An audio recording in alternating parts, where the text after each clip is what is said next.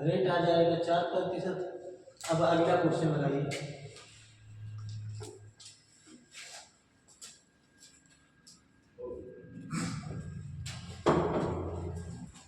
एक धनराशि पर साधारण ब्याज मूलधन का 1/9 है। साधारण ब्याज कितना है? मूलधन का 1/9 है। यहाँ से हमें क्या पता चल गया? मूलधन हमारा है 9, ब्याज कितना है? 1। और वार्षिक संख्या प्रति दर के बराबर है, मतलब जो दर है और समय है दोनों बराबर है। तो हम देख लेंगे कि 9 पे 1 कितना प्रतिशत है, क्योंकि हमें पता है कि हमें पता चल गया कि टाइम समय और दर बराबर है। तो R = हम लिख सकते हैं कि इस पे कितना प्रतिशत है, उसके बाद जितना प्रतिशत रहेगा निकाल देंगे। तो एक चीज देखो, 9 पे 1 कितने प्रतिशत है, हम लिख सकते हैं ना 9/100/9। तो R² बराबर 100/9। तो R बराबर कितना हो जाएगा? 10/3। तो रेट परसेंटेज पूछा है रेट में, तो 10/3 ऑप्शन में होगा तो सही है, नहीं तो फिर इसे काट देंगे। तो 3 सही, 1/3% हमारा आंसर है। देखो ऑप्शन नंबर सी आया समझ में। फार्मूले से भी लगा सकते हैं इसे। अपना पूरा हो गया तो फिर क्वेश्चन नंबर 5 देखते हैं। ये वाला समझ में आ गया सबको? यहाँ देखो हम क्या किया, R² बराबर 100/9 कैसे लाए हैं? इसे 1 को जब हम प्रतिशत में बदलेंगे ना, डायरेक्टली लिख दिया, अगर ना समझ पाएंगे तो समझ लेना 1/9 के ऊपर 1 इसे प्रतिशत में बदलें तो 100 और इसे जब अंडर रूट करेंगे तो 10/3 आ जाएगा। इसे काटेंगे तो 3 से 1/3% आ जाएगा। आते हैं क्वेश्चन नंबर 5 में। एक धनराशि पर उसका साधारण ब्याज राशि का 1/18। एक धनराशि पर उसका साधारण ब्याज मतलब मूलधन, हमारा वही सवाल है सिर्फ उसे मूलधन 18 है। मूलधन 18 है तो ब्याज कितना? ब्याज 1 है ना। यहाँ देखो, यदि वर्षों की संख्या संख्यात्मक रूप से प्रतिवर्ष दर से दुगुनी है, प्रति दर से दुगुनी है। यहाँ देखो, यदि वर्षों की संख्या, वर्ष की जो संख्या है प्रति दर से दुगुनी है, जो समय है वो दर से कितना है? 2 गुना है। मतलब अगर दर हमारा R है तो समय हमारा क्या है, समझने की कोशिश करना, 2R है। क्योंकि यदि वर्षों की संख्यात्मक रूप से प्रति वर्ष दर से दोगुनी है, प्रति वर्ष दर से दोगुनी है, तो दर अगर R है तो समय कितना है? 2R हो जाएगा। अब वो एक तो प्रति वर्ष दर प्रतिशत बताइए, तो हम यहाँ क्या कर सकते हैं? इधर देखिए, हम लिख सकते हैं 2R² = 18 के ऊपर 1। अगर इसे लिख दें, इसे प्रतिशत में जब बदलेंगे तो 100 आके यहाँ मल्टीप्लाई हो जाएगा ना। तो यहाँ हम क्या लिख सकते हैं? 100/18। 2R² = 100/18। तो अगर 2 का गुणा इसमें हो जाएगा तो R² बराबर 100/36 हो जाएगा ना। अब 100 भी किसी चीज का स्क्वायर है और 36 भी, अंडर रूट लगाएंगे तो R बराबर हम लिख सकते हैं 10/6। नहीं लिख सकते? अभी जब इसे हम सिंपल करेंगे तो हमारा हो जाएगा 5/2 और जब भाग दे 5/3 हो जाएगा। जब भाग देंगे तो 1 सही 2/3। रेट पूछा है तो प्रतिशत लगा देंगे, 1 सही 2/3। 1 सही 2/3 ऑप्शन नंबर सी। आ रहा है समझ में ना? किसी को दिक्कत हो तो फिर से बता दो, फार्मूले से भी लगा सकता है, बट वही फार्मूला तो मतलब वहां कर रहे हैं वैसे। आया समझ में ना? तो अगला क्वेश्चन लगाइए।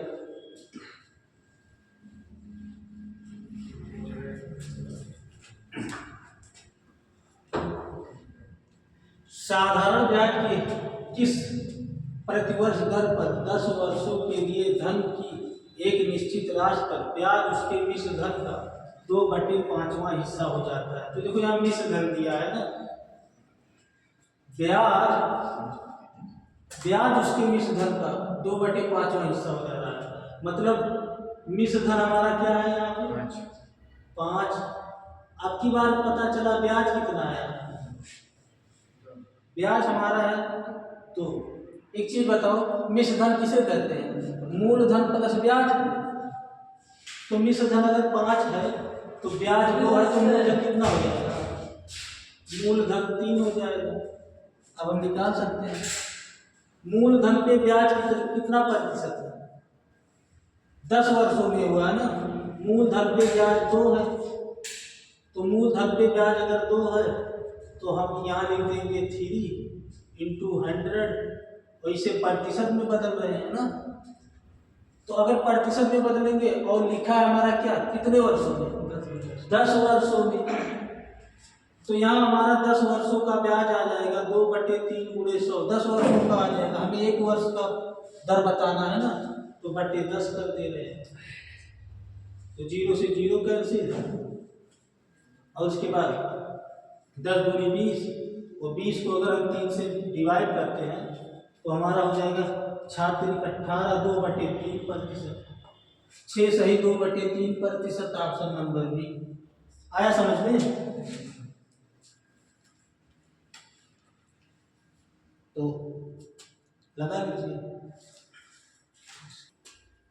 देखो हमें कहा है साधारण ब्याज की किस प्रतिवर्ष दर पे 10 वर्षों के लिए धन की एक निश्चित राशि पर ब्याज उसके मिश्र धन का 2/5वां हिस्सा होगा।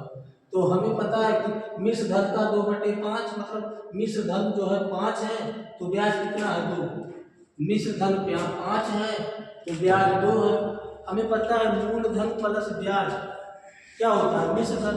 अगर हमें मूलधन निकालना है और मिश्र धन पता है तो 5 में से अगर हमको घटा देंगे तो हमारा 3 हो जाएगा ना, 3 हो गया मूलधन। अब हमसे कह रहा है कि ब्याज बताइए, तो 3 पे तो कितना प्रतिशत है, प्रतिशत में बदलेंगे 10 वर्षों में। मतलब ये देखो हम इसे प्रतिशत में बदलेंगे 2/3 × 100, और दर क्या होता है 1 वर्ष में प्रतिवर्ष। तो 10 से डिवाइड कर देंगे तो क्या हो जाएगा 20/3। अगर इसे डिवाइड करेंगे तो भाग देंगे तो 6 से 2/3% आ गया, ऑप्शन नंबर बी आ गया समझ में ना। अब चलो अगला क्वेश्चन लगाते हैं। एक निश्चित समय में एक निश्चित धनराशि और उससे प्राप्त 10% साधारण ब्याज का अनुपात 10:3 है। निश्चित धनराशि, धनराशि कितना है 10 है। देखो मूलधन, धनराशि मतलब क्या, मूलधन 10 है, ब्याज कितना है, ब्याज है 3। कितने वर्षों के लिए, अच्छा यहाँ देखो एक चीज हमें और बताया, उससे प्राप्त 10% प्रति साधारण ब्याज का अनुपात, दर कितना दिया गया है 10%। हमसे पूछेगा समय, कितने वर्षों में, कितने वर्षों के लिए धनराशि को निवेश किया गया था, मतलब समय बताइए।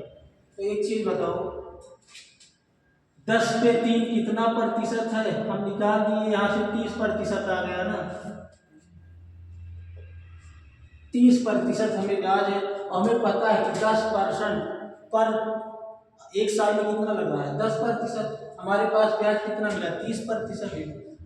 तो 10 से अगर हम डिवाइड करें एक साल का कितना है 10%, हमारा ब्याज मिला है 30%। अगर हम इसे डिवाइड कर देंगे तो हमारा समय कितना आ जाएगा, समय आ जाएगा 3 वर्ष। टाइम कितना आ गया 3 वर्ष। समझ में आ रहा है ना पढ़ने से?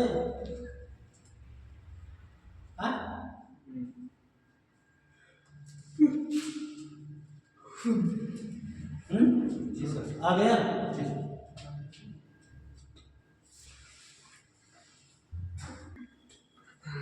आ गया समझ में ना। यहाँ देखो क्या हुआ, एक निश्चित समय में एक निश्चित धनराशि और उससे प्राप्त 10% साधारण ब्याज का अनुपात ये देखो दिया। मतलब मूलधन 10 है तो ब्याज कितना है 3 है। तो हम इस पे देख ली कितना प्रतिशत है, ब्याज हमारा कितना प्रतिशत है, तो 30% है। एक साल का दर कितना है 10%। हमें ब्याज कितना मिल रहा है 30%। एक साल में 10 पाओगे, 3 साल में कितना हो रहा है 30%। हमसे हमें दिया है ब्याज कितना 30% है, तो समय बताइए। एक साल का 10% है तो 3 साल में कितना हो जाएगा 30%। मतलब क्या हो जाएगा हमारे दर आ गया 3%। हाँ क्या समय आ गया 3 वर्ष। अगला क्वेश्चन लगाइए।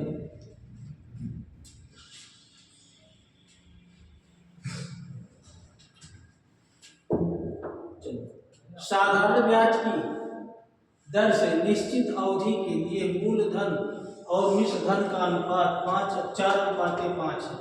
यहाँ देखो हमें क्या पता है, मिश्र धन मूलधन का अनुपात कितना दिया है। मिश्र धन हमारा क्या है, धन हमारा है क्या 4, मूलधन 4 है, मिश्र धन कितना है 5। हम एक चीज बताइए, मूलधन प्लस ब्याज जुड़ के तो मिश्र धन होता है। तो अगर हम मिश्र धन में ब्याज मूलधन घटा दे तो ब्याज हमारा मिल जाएगा कि नहीं। ब्याज का रेशियो क्या आ जाएगा 1 आ जाएगा। 3 वर्षों के बाद समान ब्याज दर से, 3 वर्षों के बाद अगला लगाइए थोड़ा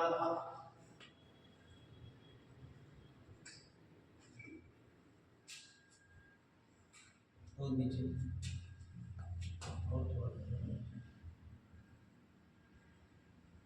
ये वाला क्वेश्चन है ना, ऊपर जा रहा है।